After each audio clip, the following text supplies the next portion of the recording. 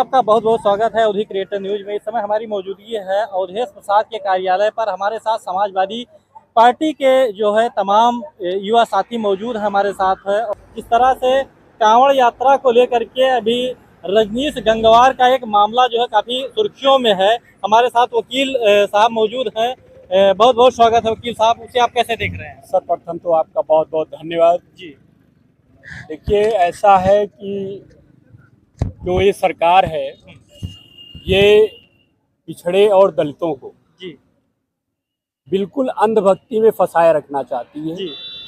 इसीलिए कांवड़ यात्रा में ज़्यादातर लोग या तो अशिक्षित हैं, या तो पिछड़े हैं, या तो दलित हैं। ठीक है, यही लोग कांवड़ यात्रा में जाते हैं और इनको एक बताया जाता है कि ऐसा है कि आप ये यात्रा करिए, आपको मोक्ष मिलेगा।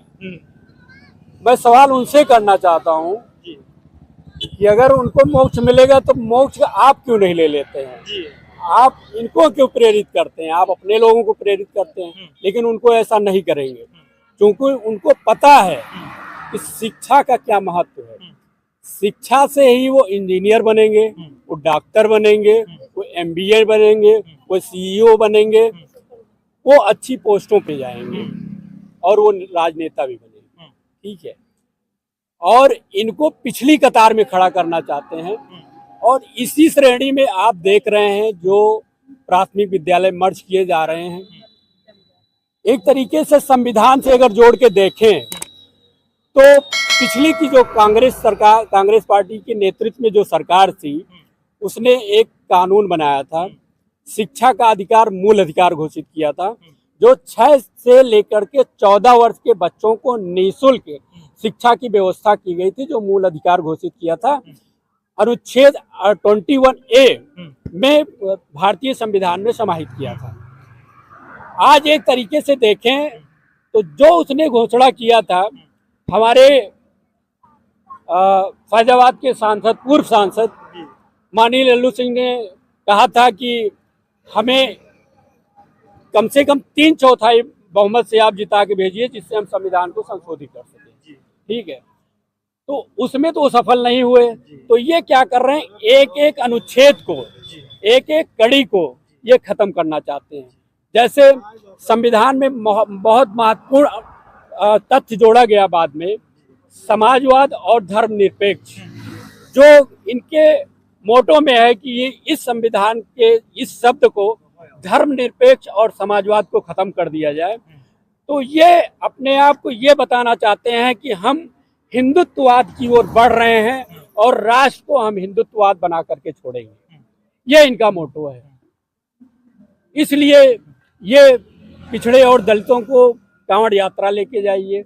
आप महिलाओं को कहते हैं कि हम आज दुर्दुरिया का आयोजन करने जा रहे हैं, फला जगह शिव चर्चा करना है, ये उनको उसी में फंसाए रखना चाहते हैं। तो सनातन धर्म में तो ये तो हर किसी को अधिकार है, कांवड़ उठा सकता है, कोई भी उठा, अगर चाहे वो सवर्ण हो या पीढ़ीय समाज से हो या दलित पिछड़ा हो, तो कोई भी उठा सकता है। आपकी बात सत्य है जी, लेकिन अपने अधिकार को जानने के लिए शिक्षा बहुत जरूरी है। जी। जब हमारे आपके घर का बच्चा शिक्षित नहीं होगा, उसको अपने अधिकार ही नहीं पता होगा, तो वो अंधभक्ति में ही डूबा रहेगा।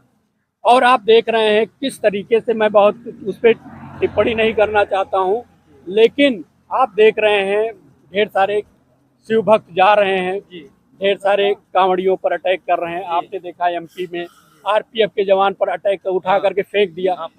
ये आपको कहीं से लगता है कि ये शिव भक्त हैं, ये सनातन का प्रचार कर रहे हैं? ये तो गुंडागर्दी है। ये आपने भी देखा, हमने भी देखा। ये सरासर आपको बताना चाहते हैं कि एक तरीके से निरंकुशवाद की ओर बढ़ाना चाहते हैं। जी। जिस तरह से 2027 में समाजवादी के पार्टी के मुखिया, राष्ट्रीय अध्यक्ष अखिलेश यादव जी लगातार फिर से दावा कर रहे हैं कि यहाँ से जो है पूर्ण बहुमत की सरकार बनाएंगे, क्या लग रहा है? बिल्कुल एकदम PDA एकत्रित हो करके 2027 में माननीय राष्ट्रीय अध्यक्ष श्री अखिलेश यादव जी के नेतृत्व में समाजवादी पार्टी की सरकार बनेगी, निश्चित तौर पर। चलिए, बहुत बहुत